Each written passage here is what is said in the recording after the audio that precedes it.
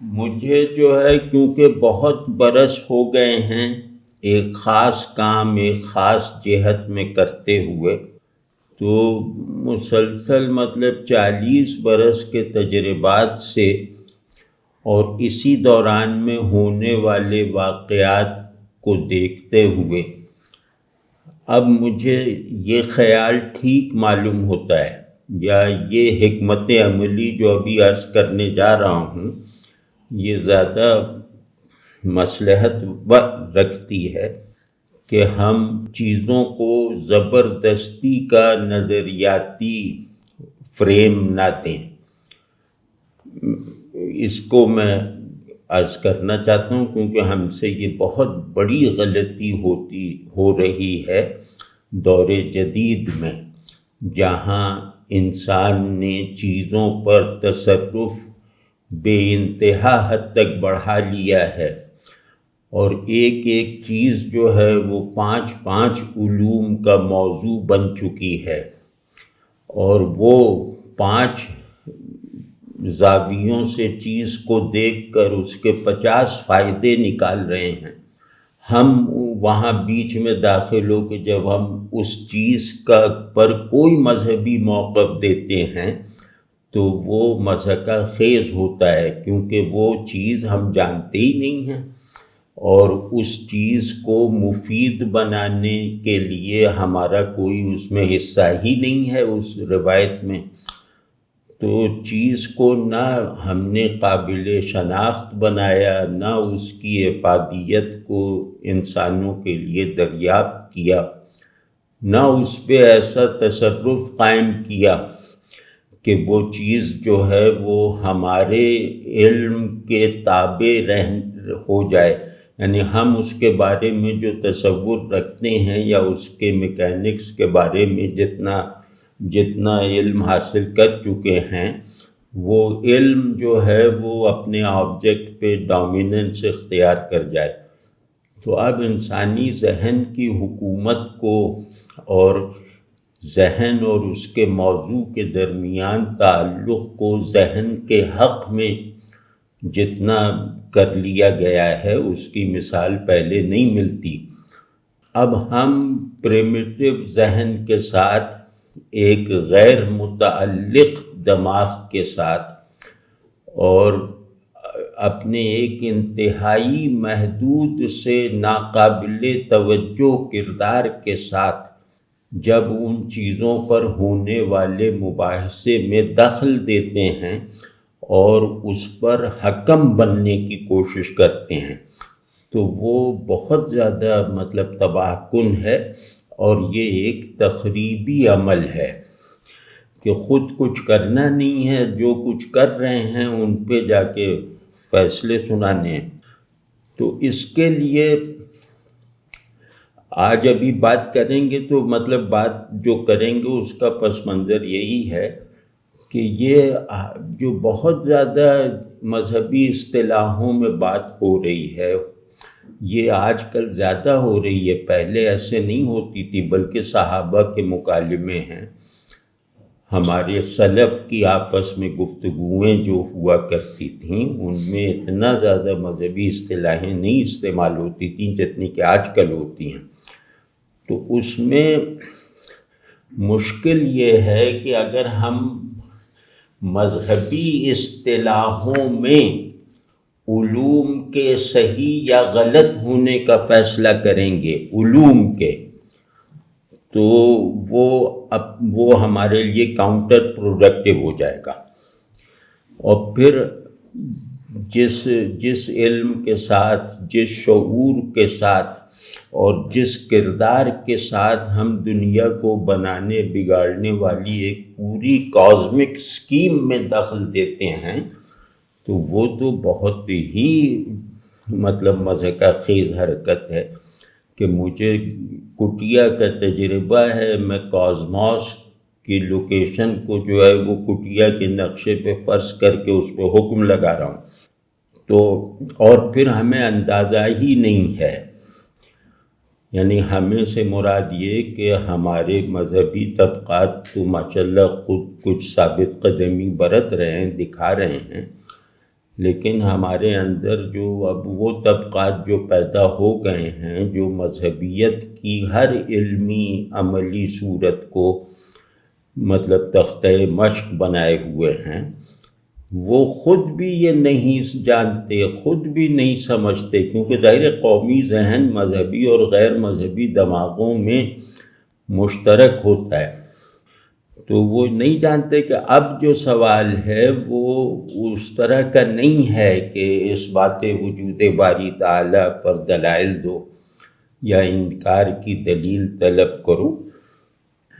اب شعور کی یعنی انسانوں میں قبول اور رد کرنے والے جو فیصلہ کن تضادات تھے، اپوزٹس تھے، اب ان کو ختم کر دیا گیا ہے۔ اب نہ اس بات یعنی ماننا غیر مطلق ہے، نہ ماننا غیر مطلق ہے۔ تو اب اس طرح کے اپوزٹس میں نہ باہر کی دنیا رہ گئی ہے، نہ ذہن کے جو علمی مواقف ہیں، ذہن کا چیزوں کو دیکھنے اور ان کے درمیان اختلاف اتفاق دریافت کرنے کی جو ایک دیرینہ منطق ہے وہ بالکل بدل چکی ہے۔ اب ہر چیز دوسرے سے الگ بھی ہے اور دوسری بھی ہے، تو خیر ہمیں اندازہ نہیں ہے کہ اب چیلنجز ہاں یا نہ والے نہیں ہیں، اب چیزوں کو صحیح اور غلط کے جو بے لچک تضاد میں نہیں دیکھا جاتا، اب چیزیں جو ہیں وہ ایک دوسرے سے ملنا اور ایک دوسرے سے نہ ملنا دونوں حالتیں بیک وقت اپنے اندر سموئے ہوئے ہیں، اور ان کے اس جوہر کے ساتھ یعنی تضادات سے غیر متاثر جوہر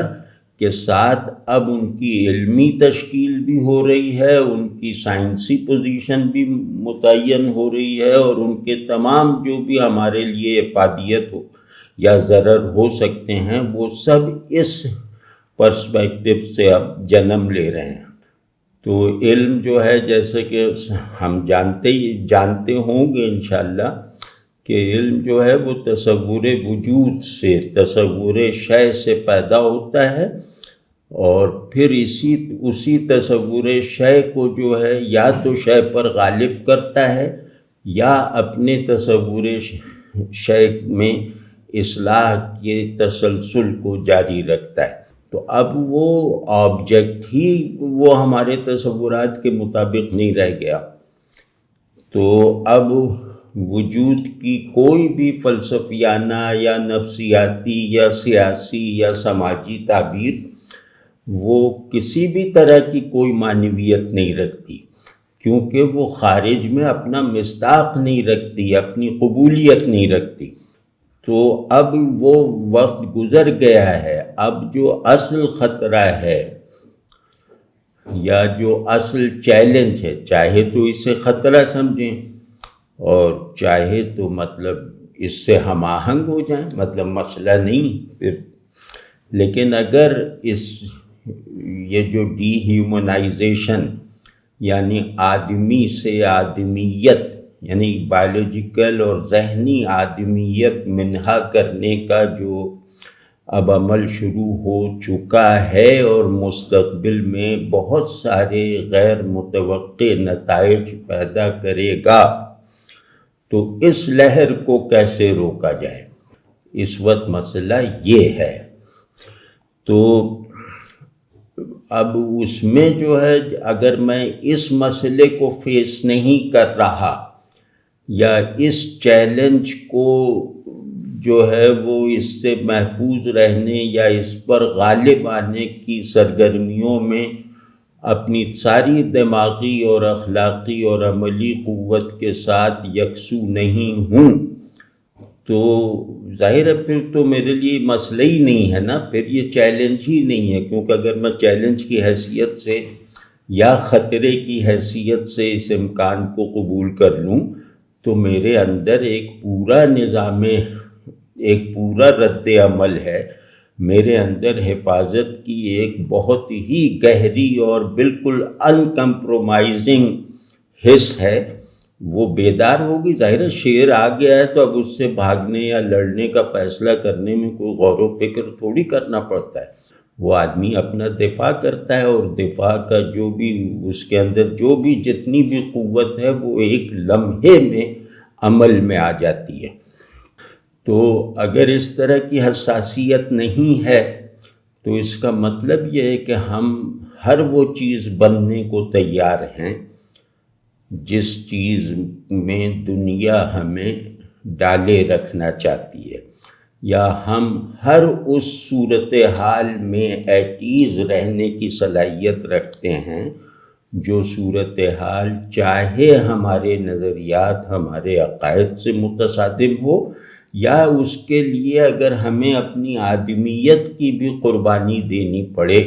اپنا آدمی ہونا بھی کمپرومائز کرنا پڑے، تو ہمیں اس میں تکلف نہیں ہوگا۔ صحیح جواب ہماری طرف سے یہی ہے، لیکن بہرحال کچھ لوگ ہیں جو اس میں پریشان ہیں، یہاں بھی اور مغرب میں بھی، ہر مذہبی بھی غیر مذہبی بھی، تو وہ اس کو بہت بڑا چیلنج سمجھ کر اس میں اپنی آدمیت کا دفاع کرنے کی جو ہے وہ کوششیں کر رہے ہیں، منصوبے بنا رہے ہیں۔ تو اگر ہم روبوٹ نہیں بننا چاہتے، اگر ہم محض بائیو بینگ نہیں بننا چاہتے، محض حیوانی وجود نہیں بننا چاہتے، اگر ہم اپنے شعور کی جو ہیومن ساخت ہے جس سے ہم مانوس ہیں اس کو بالکل لوح پر سے مٹتا ہوا نہیں دیکھنا چاہتے، تو پھر ہمیں کسی تھیوری کی اتنی حاجت نہیں ہے، کیونکہ یہ چیز جو ہے یہ ڈی ہیومنائزیشن یہ ایک وبا کی طرح پھیلے گی، یہ کسی منطق پہ تھوڑی آ رہی ہے، یہ ایک واقعہ ہوگا اور وہ تاریخ کی طرف سے اس کا نتیجہ اس طرح نکلے گا۔ تو اس کے لیے ہمیں فلسفہ نہیں درکار، وہ ہمیں جذبہ وجود ہمیں بچائے گا جو ہمیں پہلے سے حاصل ہے، مطلب وہ ہماری انسان کی فطرت کا حصہ ہے۔ میں یہاں انسان کا نمائندہ بن کے یہ معروضات پیش کر رہا ہوں، اور وہ فطری ہے، اور وہی جو ہے وہ ہمارے دفاعی میکینکس میں سب سے اہم چیز ہے، تو اسے بیدار کرنا یا بیدار رکھنا ہوگا، اس کے بغیر سروائیول ممکن نہیں ہے۔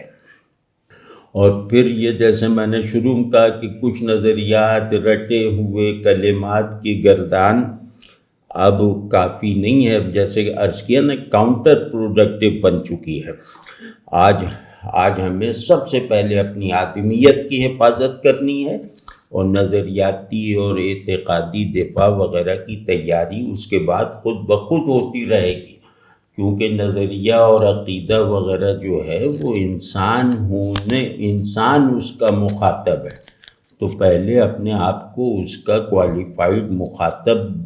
بننے میں جو خطرات درپیش ہیں ان کا ازالہ کرنا چاہیے، ان کا کوئی پیشگی بندوبست رکھنا چاہیے۔ تو اس پر ایک بات میں عرض کرتا ہوں، یہ ہر آدمی کے اختیار میں ہے، وہ یہ کہ پیشن ایک جذبہ ہوتا ہے، وہ جذبہ آدمی کے لیے اپنے آپ سے بھی زیادہ اہم ہوتا ہے، وہ جذبہ ایسا ہوتا ہے کہ اس کے لیے جینا اگر ممکن نہ ہو اور اس کے ساتھ تعلق میری موت سے مشروط ہو جائے تو مجھے مرنا بھی گویا ہونے کا ایک اقدام محسوس ہوگا، مرنا بھی گویا ہونے کا، جینے کا اگلا مرحلہ محسوس ہوگا۔ تو یہ جو پیشن ہے، یہ جو جذبہ اور جذب ہے، یہ اگر سہارا نہ دے اور انسان دوستی کے فطری اور بنیادی احساسات کمک پر نہ ہوں، پشت پر نہ ہوں، تو نظریات و عقائد، علم و تحقیق اور تخلیق اور اخلاقیات میں جیسے تضاد کی نسبت پیدا ہو جاتی ہے. یعنی انسانی شعور کی جو بیسک سرگرمیاں ہیں، ان وہ سرگرمیاں بھی جو ہیں دماغ ایمان کی جس صورت پر قانع ہے اس سے متضاد ہو جاتی ہیں، اور پھر ان سرگرمیوں کے نتائج بھی وہ جو معطل اور مفلوج ایمانی شعور ہم نے کر رکھا ہے اس سے بالکل میچ نہیں کریں گی. تو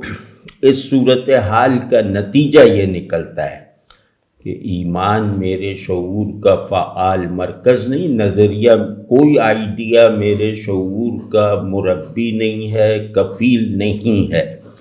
تو ایسی صورت میں جو ہے ہوتا یہ ہے کہ صاحب عقیدہ، مجھ ایسا صاحب عقیدہ خود اپنے عقیدے کو بھولے رہنے پر مائل ہو جاتا ہے کہ بار بار یاد نہ آئے کہ اللہ یہ چاہتا ہے، اللہ ہے. تو اب آپ خود سوچیں کہ مومن اگر اپنے بیسک کانٹینٹ یعنی ایمان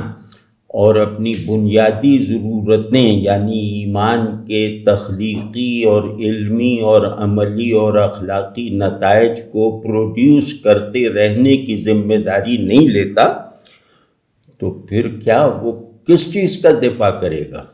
بلکہ وہ تو اپنے مٹنے کی رفتار کو تیز کر دے گا. جو آدمی بڑا کام نہیں کرنا چاہتا، اس کے اگر وہ میراتھن نہیں جیتنا چاہتا تو وہ اگر اس کی ٹانگ ٹوٹ جائے تو خوش ہوگا نا کہ چلو جان چھوٹی. تو ہم بھی نفسیاتی طور پر ایسے بن چکے ہیں، بس زبانی کلامی کہے جا رہے ہیں کہ ہمارے دین کو خطرہ، ہمارے آدمیت کو خطرہ وغیرہ وغیرہ. مجھے تو یہ ڈر ہے کہ ہم کہیں اس سیلاب میں بہتے ہوئے فرحت نہ محسوس کریں، کہیں ایسا نہ ہو کہ ہم اس طغیانی کے تنکوں کی گٹھری بن کر انتظار کر رہے ہوں. تو اب یہ جو صورتحال ہے کہ ایک طرف کچھ نہیں ہے کا دفاع ہے اور دوسری طرف سب کچھ ہے کی یلغار ہے، تو اب اس میں کیا نتائج نکلیں گے ہمارے لیے؟ وہ یہی ہوگا کہ پھر جو نظریات رکھنے والے آئیڈیاز کو رسمی طور پر جو ہے اس کی گردان کرنے والی قومیں یا افراد یہ سخت دلی کا شکار ہو جاتے ہیں. یعنی آدمیت کی جو پہلی شرط ہے اس سے دور ہو جاتے ہیں، سخت دل ہو جاتے ہیں. دل کی نرمی ان کے لیے ایک اجنبی سی چیز یا ایک کمزوری والی چیز بن کے رہ جاتی ہے. ضد اور ہٹ دھرمی کو وہ اپنا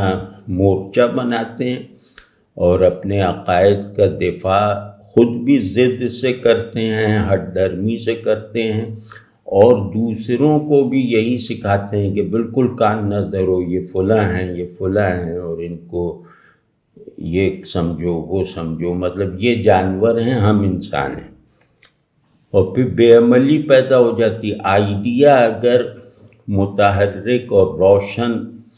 زندہ بیدار حالت میں ذہنوں میں ہو، یعنی ایک جو آرکیٹائپ ہے آئیڈیا، وہ اگر ذہنوں میں ہو، تہذیب کے دماغ میں ہو، اس کے قلب میں ہو، تو وہ عمل پر مائل رکھتا ہے،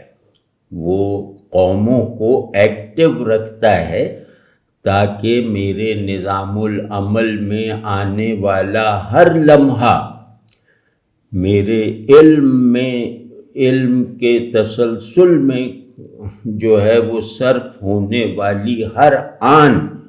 وہ اس آئیڈیا سے نسبت کے نئے تجربات کروائے، اس آئیڈیا سے دنیا اور میری نسبت کی نئی جہتیں مجھے ایکسپیرینس کروائے. تو یہ سب تو ہوتا نہیں، جس کو وہ جب یہ نہیں ہے تو ایک مطلق بے عملی ہے. وہ بے عملی مذہبی اصطلاح میں بھی ہے، دنیاوی اصطلاح میں بھی ہے. کہ آدمی اپنے ایکٹیو سیلف کو معاف کر لیتا ہے، شل کر لیتا ہے، اور پھر جھوٹ، وہ سچ کی حفاظت جھوٹ سے کرتے ہیں، یعنی بات سچ ہے لیکن کیونکہ اس کو سچی بات کے طور پر نہیں رکھا اپنے اندر، اس کو سچی بات کے طور پر اپنے اندر پرتاثیر نہیں رکھا، اس کو اس سچ کو اپنے اندر رکھنے کی ذمہ داریاں بالکل نہیں نبھائیں، تو اب وہ کوئی پوچھے گا کہ بھائی تم اللہ کو مانتے ہو؟ تو ہم اللہ کو مانتے ہیں، اور اللہ کو کیسے مانتے ہو، یہ وہ، تو میں سب جھوٹ موٹ سب بتاتا رہوں گا کہ مجھے اس طرح مل گیا، مجھے اس طرح مل گیا۔ تو یہ مطلب یہ بہت ہی خوفناک مرض ہے کہ میں حق کی حفاظت جھوٹ سے کروں، اور پھر یہ جب جھوٹ پیدا ہوتا ہے تو نفاق جیسے پوری کلیکٹیو سائیکی کا آرڈر بن جاتا ہے، تو وہ نفاق کہ وہ ادھر ہو گئے تو کچھ ہیں، ادھر چلے گئے تو کچھ ہیں، اور پھر اب وہ نفاق بھی ایسا نہیں رہ گیا، وہ تو عجیب طرح کا ہے کہ اللہ کے ساتھ ہیں تو جمعیہ لے رہے ہیں، اور بازار میں پھر رہے ہیں تو بالکل چست و چالاک ہیں، چاق چوبند ہیں، تو یہ نفاق سے بھی آگے کوئی چیز ہے۔ تو خیر اس ساری صورتحال میں ہمیں اس دور میں بھی اور آئندہ جو ادوار آ رہے ہیں جن کی پیش بینی آسان ہے، ہمیں ایک چیز کی شدید ضرورت ہے، اور وہ ہے اپنے زمانے کی ایپسٹیم پر تصرف رکھنا، اپنے زمانے کی علمی اور عملی اور اخلاقی اصطلاحوں کو، یعنی کہ شعور کی جو تعمیر کرنے والے جو اینٹیں ہیں، وہ اصطلاحیں ہوتی ہیں، ان اصطلاحوں کو استعمال میں رکھنا یہ مطلب ہم پر فرض ہے، ورنہ یہ ہوگا کہ یہ اصطلاحیں جو ہیں وہ ایک بہت بڑے اجتماعی علمی اور شعوری اور وجودی انقلاب کے کانٹینٹس کو رکھنے کے لیے بنائی گئی ہیں، سمیٹنے کے لیے، اور ان میں ہر اصطلاح میں اتنے معنی ہیں، اتنے امپیریکل، اتنے کلینکل، اتنے لاجیکل معنی ہیں، اور ان کی پشت پر ایک پوری لائبریریاں ہیں، تو وہ آپ اس کو تو جانتے نہیں ہیں، اور آپ نے جو کلام اللہ تک کو اپنے اس کے اندر سے خالی کر دیا ہے، تو آپ یہ سجے سجائے برتن لے کر ان کے سامنے جا کے اس کو علم اور عرفان اور فلاں اور ڈھیماں اور حقیقت کے نام پہ پیش کریں گے، تو وہ ظاہر ہے کہ انہوں نے معنی بنا کے لفظ بنائے ہیں، آپ نے لفظ کو رکھا ہے، اس کے معانی کو ضبط کر کے اس کے معانی کو اس میں سے نکال دیا ہے، تو آپ ابھی تک اس وہم میں ہیں کہ مذہبی اصطلاح جیسے غزالی کے استعمال میں تھی ویسے ہم کر رہے ہیں، تو یہ وہم باطل ہے، اور اسی کو میں نے کہا کہ مضر ہے خدا کے لیے بھی۔ تو مذہب اور دوسرے سب دیکھتے ہیں، سب کے تجربے میں ہے کہ مذہبی اصطلاحات آج کے آدمی کے لیے یا تو ڈراؤنی بن چکی ہیں یا بے معنی ہو چکی ہیں، اور اس کا سبب یہ ہے کہ رائج الوقت جو متداول مذہبی ڈسکورس یہ علم سے نہیں پیدا ہوا، یہ علم سے پیدا نہیں ہوا اور اخلاق پیدا نہیں کرتا، یہ کسی دانش کی سرگرمی مطلب کوئی دانش کی حیت نہیں رکھتا، اور اس دانش کی بنیاد پر دنیا کو انسان کے لیے فلاح کا گھر بنانے میں بھی ناکام ہے، تو کانٹینٹ لیس ہے نا۔ تو یہ سب جانتے ہیں، حتیٰ کہ میں بھی جانتا ہوں یہ اور مجھے بھی عجیب اب لگنے لگا ہے۔ تو پھر مذہبی لوگوں کی صورتحال مجھ جیسے لوگوں کو جب دیکھا جاتا ہے ان اصطلاحوں کو استعمال کر کے ٹھوس علوم کا انکار بلکہ تحقیر کرتے ہوئے، اور پھر ان کی اخلاقی صورتحال یہ ہے کہ ان کی ہر سرگرمی تخریبی ہے اور تحت انسانی ہے، یعنی پوری طرح آدمیت اس میں بھی نہیں ہے، تو وہ اس وحشت کو بڑھاوا دیتی ہیں، کیونکہ ہر کلام اپنے بولنے والے کے اعتبار سے سمجھا جاتا ہے، یعنی کسی کلام کو ماننے یا نہ ماننے کا فیصلہ کرنے میں ایک بہت لاجیکل اور بہت ویلڈ دلیل یہ ہے کہ اس کو بولنے اور ماننے والے کون ہیں۔ تو آپ لاکھ کلمہ توحید سناتے رہیے، وہ ہمیں دیکھیں گے کہ کلمہ توحید پڑھنے والے یہ ہیں، تو رہنے دو اس کو۔ تو اس وحشت کو بڑھا دیتی ہیں کہ جب آپ داڑھی دیکھ کے لوگ ڈرنے لگے ہیں، اور شاید اس ڈر میں وہ حق بجانب بھی ہیں، مطلب ہماری کوتاہیوں اور ہماری غیر سنجیدگی کا یہ عالم ہے۔ دوسرے یہ کہ ہم یہ نہیں طے کر پائے، ہم اپنے شعور پر وارد ہونے والی اس ایمانی ذمہ داری کی معرفت اور معرفت کے بعد اس ذمہ داری کے نتیجے میں زندگی کا ایک رخ متعین کرنے میں مکمل طور پر ناکام رہے، اور وہ یہ کہ ہم نے یہ نہ جانا، عام سطح پہ علماء تو ظاہر ہے سب جانتے ہیں ماشاءاللہ، کہ ایمان علم نہیں ہے۔ علم کہتے ہیں عقل کی آزاد سرگرمی اور تحقیق کے نتیجے کو، تو علم کہتے ہیں جس کا غلط ہونا بھی یقینی ہو، تو ایمان ان معنوں میں علم نہیں ہے۔ اور علم کہتے ہیں کہ شعور جو تفصیل دے رہا ہے اپنے موضوع کو، وہ ہے علم۔ موضوع معلوم نہیں ہے کہ میں اگر کہوں کہ میں خیر کی، میں حق کی یہ شرح کرتا ہوں،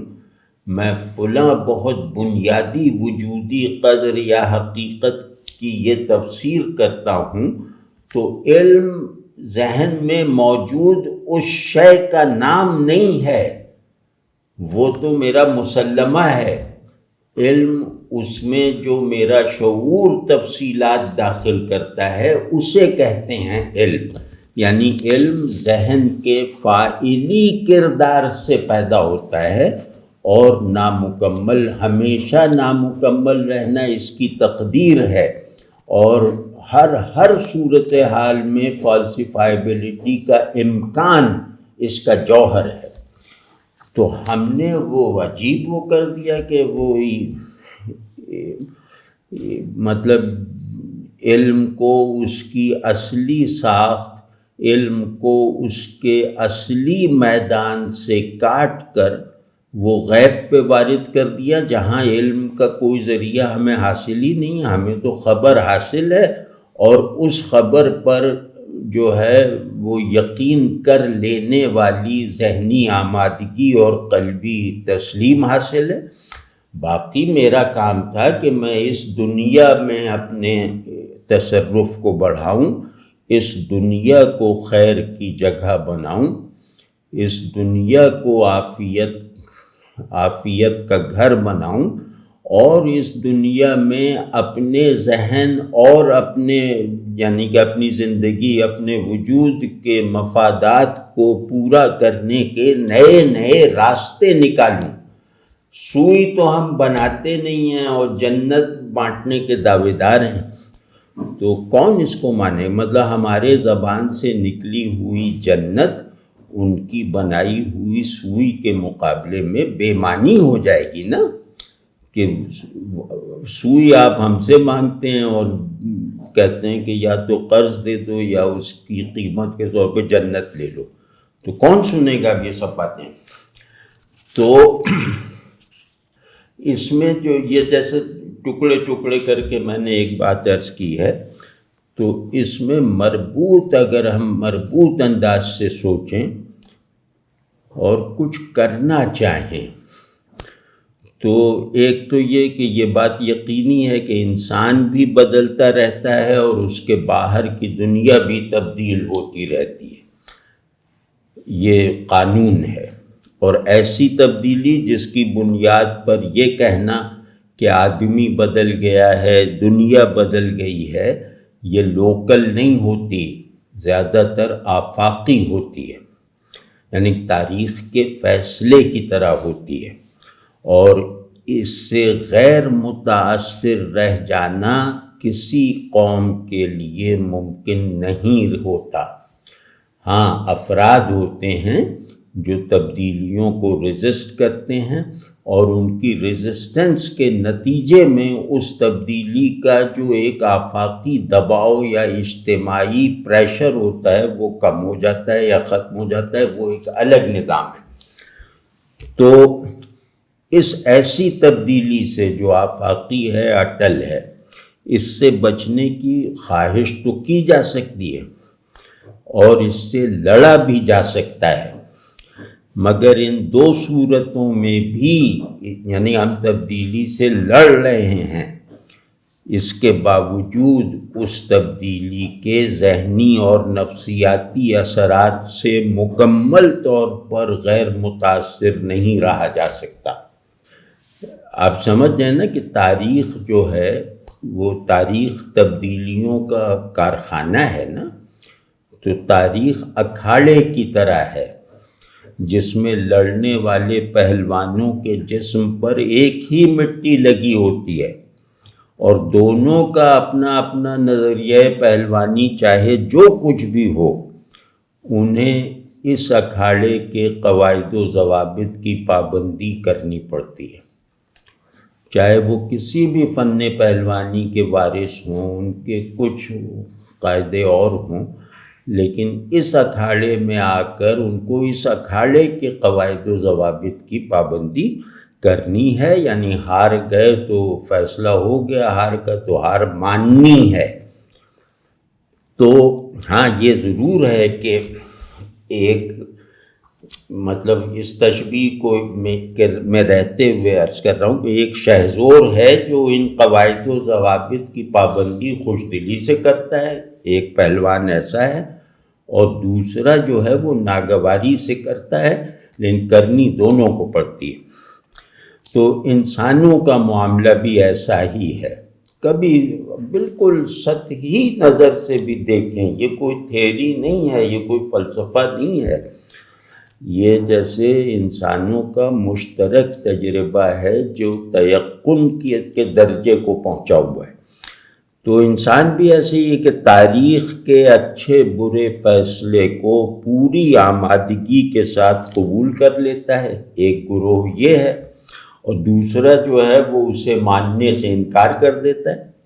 مگر یہ انکار جو اس تبدیلی، آفاقی تبدیلی، جوہری تغیر کا انکار، یہ اس تاریخی فیصلے کے آگے اکثر و بیشتر ثابت قدم نہیں رہتا، تاریخ یہی دکھاتی ہے۔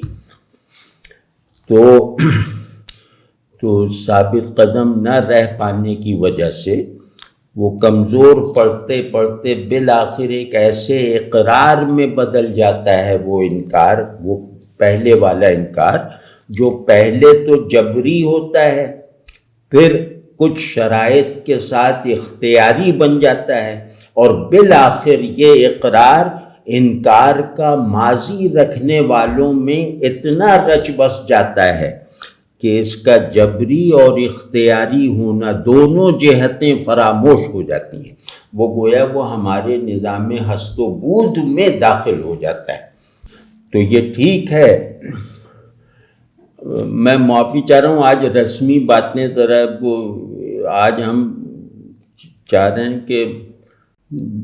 بے اثر اور خوشنما باتیں کرنے کے بجائے اثر کا امکان رکھنے والی تھوڑی تلخ باتیں بھی کر لیں، سن لیں۔ اللہ مجھے اور آپ دونوں کو ہر اس چیز سے بچائے جو اس سے دور کرنے والی ہو، جو اس سے غافل رکھنے والی ہو۔ تو خیر، اسی غرض سے یہ سب باتیں کر رہے ہیں کہ اب یہ تبدیلی آ گئی، فرض کیا جدیدیت اپنے پورے جہیز کے ساتھ اب عالمگیر جیسے اقدار کو بناتی ہے،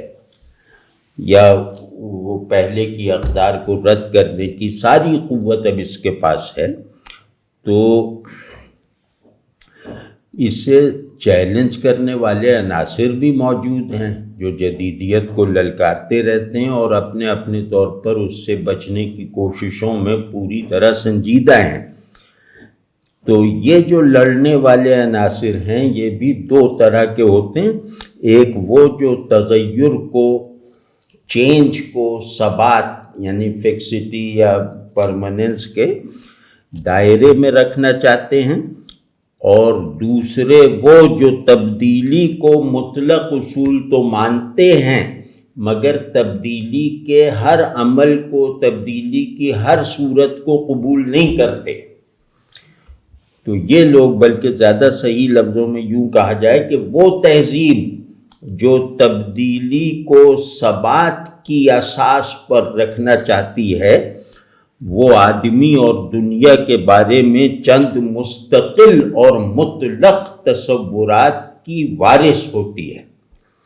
یہ تہذیب ایسی تبدیلیوں کو بھی جو کہ ارادی نہیں ہیں، انہی تصورات کے تابع رکھنا چاہتی ہے۔ تو اب اگر مستقل تصورات پر ضرب لگنے لگے تو ایسی تہذیب تبدیلی کے مقابلے میں مزاحمت کا رویہ اختیار کر لیتی ہے۔ مزاحمت کامیاب ہو جائے، جو کبھی ہو بھی جاتی ہے تو خیر، ورنہ ایک پسپائی اور ڈیفیٹزم کی روش اپنا لیتی ہے۔ اب یہ سب جیسے ہم اپنے حالات پہ کمنٹری کر رہے ہیں، تو اور کیونکہ ہم چیزوں کو ہم نے جیسے اجتماعی طور پہ قسم کھا رکھی ہے کہ ذہن میں ذرا بھی بلندی نہ ہونے پائے اور شے میں کوئی بھی مسٹری داخل نہ ہونے پائے، تو بس ایک سپاٹ سی چیز ہے، ایک سپاٹ سا دماغ ہے، ان دونوں کے تعلق سے جو کچھ ہو رہا ہے دال دلیا اس پہ ہم قانے ہیں۔ تو اس وجہ سے میں تھوڑا سا اس کو علمی جو روایت میں استعمال ہونے والے، تہذیبی تجزیے میں استعمال ہونے والے الفاظ کے ساتھ بیان کر رہا ہوں، تاکہ دماغ پر، جو ہمارے اجتماعی دماغ پر ایسا لگتا ہے کہ مکڑی نے جالا بن دیا ہے، تو وہ جالا ہی ہٹا لیں چلو۔ تو اب جدید دنیا میں ہمارے ساتھ یہی ہو رہا ہے، جدیدیت کا وہ سیلاب جو نو آبادیاتی دور میں ہماری تہذیب کے، مسلم تہذیب کے صحن میں داخل ہو گیا تھا، وہ آپ دیکھ لیں کہ گھر کے اندر بھی آ چکا ہے، اور گھر کے مکینوں کی صورتحال یہ ہے کہ کچھ اس سیلاب کے آگے بند باندھنے کی کوشش کر رہے ہیں، ایک ہی گھر کے مکین، کچھ اس کا پانی گھر کے اندر سے نکالنے کا جتن کر رہے ہیں، اور باقی کچھ کا خیال ہے کہ ہمیں اسی پانی میں رہنے کی عادت ڈال لینی چاہیے، اور پھر کچھ لوگ ہیں جو بیچارے یہ چاہ رہے ہیں، یہ تجویز کر رہے ہیں کہ ہمیں اب اس گراؤنڈ فلور کو چھوڑ کر دوسری منزل پر چلے جانا چاہیے، اور یہ بھول جانا چاہیے کہ ہمارے گھر کا کوئی گراؤنڈ فلور بھی ہے۔ تو آج پوری امت مسلمہ جدیدیت اور اس کے پرزور و پرشور پھیلاؤ کے حوالے سے اسی سیلاب زدہ گھر کے مکینوں کی طرح، انہی مکینوں کی طرح اختلاف رائے کا شکار ہے، اور کسی بھی مجموعی موقف کو قائم کر کے اس پر ذہنی اطمینان اور جذبہ وجود کے ساتھ ثابت قدم ہو جانے سے قاصر ہے۔ تو اس حیرانی پریشانی کا جو بنیادی سبب ہے وہ تو بظاہر تو یہی معلوم ہوتا ہے کہ ہم اپنے مستقبل اور مطلق تصورات سے تاریخی اور اضافی ریلیٹو مظاہر پیدا کرنے میں مکمل طور پر ناکام ہیں۔ لیکن مزید ستم اب یہ ہو رہا ہے کہ خود وہ تصورات ہی ہمارے تہذیبی شعور میں تو دور کی بات ہے، تہذیبی حافظے سے بھی مٹتے جا رہے ہیں، اور جہاں ہم اپنے ارادہ و اختیار کو بروئے کار لا سکتے ہیں وہاں بھی ہم نے بے بسی اور بے حسی کی چادر اوڑھ رکھی ہے۔ تو مثلا ہم آدمی کا جو تصور رکھتے ہیں، مطلب اس نقطے پہ بات ختم کریں گے، یہ بات لمبی ہے تو وقتاً فوقتاً تھوڑا سا اس انداز سے بھی بات کر لیا کریں گے جو ذہن کو نشو و نما دینے اور اسے افیکٹو اور اپنی صورتحال میں ریلیونٹ رکھنے کے لیے ضروری ہے۔ تو لیکن یہ کبھی کبھی ایسے کر لیں گے۔ تو مثلا ہم آدمی کا جو تصور رکھتے ہیں خود اس کا مصداق نہیں ہے، یعنی ہماری نظر میں آدمی کی جو ڈیفینیشن ہے جس کو ہم مانتے ہیں، لیکن ہم خود اس ڈیفینیشن پر سرے سے پورا نہیں اترتے۔ ایک ہوتا ہے چلو کچھ پورا اتر رہے ہیں، سرے سے پورا نہیں اترتے۔ ہم اس ڈیفینیشن کو اپنی زندگی کی ترجیحات سے توڑنے پر مصر رہتے ہیں۔ تو ہم دنیا کا بھی ایک تصور رکھتے ہیں جو ہمیں ملا ہے، تو ہماری دنیا بھی دیکھ لیجئے کہ یہ اپنے تمام اداروں سمیت اس اپنی تعریف اور تعبیر اور مقصد سے بالکل لا تعلق ہے۔ تو اب یہ وہ صورت ہے، یہ وہ ملبہ ہے جس پہ کھڑے ہو کر ہمیں اپنے لیے چھوٹا بڑا کوئی بھی حفاظتی سامان کرنا ہے، کوئی کمرہ بنانا ہے، کوئی مورچہ بنانا ہے، کوئی خندق بنانی۔ تو اس صورتحال میں بھی کم از کم مطلب اگر اپنی بقا مطلوب ہے انسان کی حیثیت سے، تو اس پہلو پر سنجیدگی اور پوری ذمہ داری کے ساتھ غور کرنا ہوگا۔ یہ جیسے بالکل بس ڈوبنے سے پہلے کی آخری تدبیر ہے، اگر یہ تدبیر بھی، یہ رسی بھی نہ پکڑی تو ڈوبنا یقینی ہے بحر فنا میں۔ اور وہ کیا بات ہے جس کو ہمیں پیش نظر رکھ کر اس کے مطابق اپنی زندگیوں کو اور اپنے بنیادی فیصلوں کو، اپنی پسند ناپسند اور رد و قبول کا پورا نظام تیار کرنا چاہیے، وہ ہے کہ انسان ایک اخلاقی وجود ہے جو تبدیلی کے نظام میں رہتا ہے، لیکن تبدیلیوں کے نظام اور ماحول میں رہتے ہوئے بھی خود کو چند مستقل حدود کا پابند رکھتا ہے۔ یہ ہے واحد وے آؤٹ ڈی ہیومنائزیشن کے زہریلے دھوئیں سے نکلنے کا۔ کوئی تبدیلی ایسی نہیں ہے جو انسان کو بے بس اور لاچار کر سکے۔ ثبات اور تغیر، یہ تو واضح نا، ثبات ایک چیز کا مستقل ہونا، تغیر چینج، تو ان کا تعلق اپنے نتائج میں جو ہے وہ ذہنی سے زیادہ وجودی ہوتا ہے، یعنی اخلاقی ہوتا ہے، وہ تصوراتی اور ذہنی نہیں اتنا ہوتا۔ تو اخلاقی شعور میں یہ بات ذرا سا قابل غور ہے کہ اخلاقی شعور میں تبدیلی کسی نظریے اور عقیدے یعنی آئیڈیا کا مظہر ہوتی ہے، اور اخلاقی وجود کے لیے تبدیلی ایک مستقل سمت میں ہوتی ہے اور کسی اٹل مقصود کے حصول کے لیے وجود میں آتی ہے۔ یعنی تغیر کا کام یہ ہے، یہ ایک ایجنسی ہے، ایک میڈیم اور وسیلہ ہے کہ مجھے اپنی اصل ثبات پر استوار رکھنے میں مدد دے۔ تو یہ بالکل سامنے کی موٹی سی بات پیش نظر رہے تو آسانی سے سمجھا جا سکتا ہے کہ اخلاقی وجود مضبوط ہو تو آدمی اپنے اوپر مسلط ہو جانے والی تبدیلیوں کو بھی اپنے لیے بامعنی، بامقصد اور ایک متعین جہت میں پر تاثیر بنا لیتا ہے، اور انہیں اپنے ذہن کی ترقی، اپنے وجود کی ترقی میں برتنے کی قوت حاصل کر لیتا ہے۔ لیکن اگر آدمی اپنے اخلاقی وجود ہونے پر ہی اصرار کرنا چھوڑ دے اور محض ذہنی یا مادی یا تاریخی یا جو بھی وجود ہونے پر اکتفا کر لے تو اپنے مستقل تصورات اور اصول و مقاصد کی حفاظت نہیں کر سکتا۔ اخلاق کے سوا کوئی قوت ایسی نہیں ہے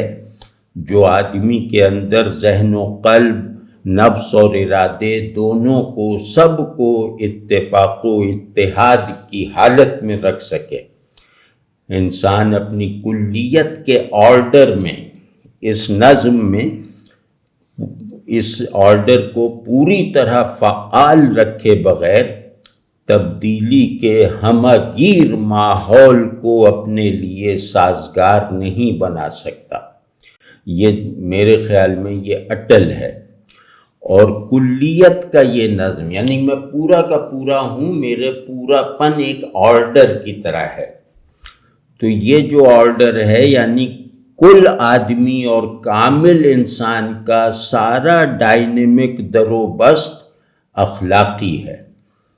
اخلاقی وجود وہ ہے جو اپنی کلیت کو، اپنی ہولنس کو، اس کے تمام اجزاء کی ذہنی، فعلی اور احوالی ہم آہنگی کے ساتھ برقرار رکھتا ہے، اور اپنے اندر اور باہر واقع ہونے والی تبدیلیوں کو اپنے لیے ایک روح بکمال حرکت میں بدلتا رہتا ہے۔ تو کبھی ذرا سا جذبے سے دیکھیں، کبھی سنجیدگی سے دیکھیں، اور تھوڑا وہ جو عصبیت ہوتی ہے انسان کو اپنے انسان رہنے کے لیے اس ماحول میں ایک عصبیت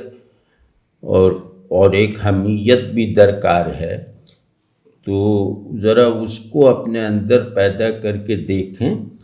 تو پھر اس سے نکلنے کے کچھ راستے نکلیں گے، ورنہ تو بس ٹھیک ہے، وہ پھر دل پہ لکھا ہوا کلمہ دیواروں پہ لکھا جائے گا۔ تو یہ مطلب یہ عرض کرنا تھا، اور یہ جو معروضات ہیں یہ جان بوجھ کے تھوڑا سا علمی